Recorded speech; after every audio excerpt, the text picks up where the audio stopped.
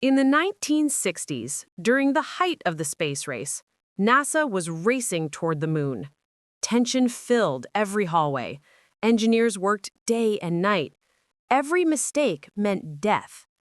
In 1966, NASA was preparing to test a new pressure capsule for upcoming Apollo missions.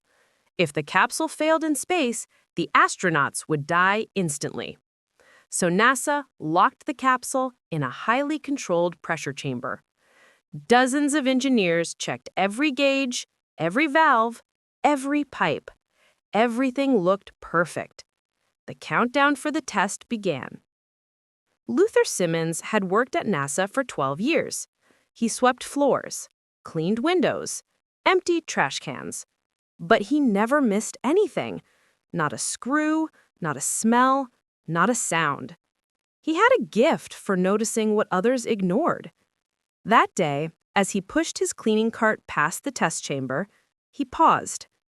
The air smelled wrong. A faint metallic scent, like overheated wires. He knocked on the window of the control room. The engineers waved him off. "Don't worry, Luther, everything's under control." But Luther didn't move. He had seen this before, not at NASA, but in the factory where he worked for 20 years before getting the janitor job. A pressure valve overheating right before it burst.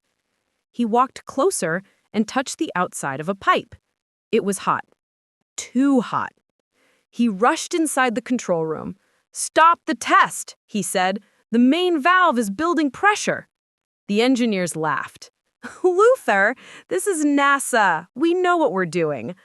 But Luther pointed to a tiny gauge on the wall, a secondary pressure indicator no one had checked in hours. Its needle was trembling at the very edge of the red zone.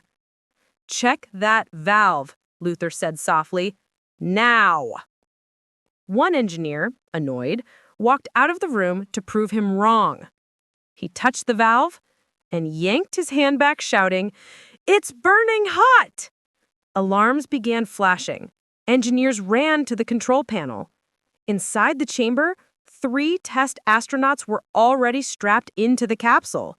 One wrong move, and the entire pressure dome would explode.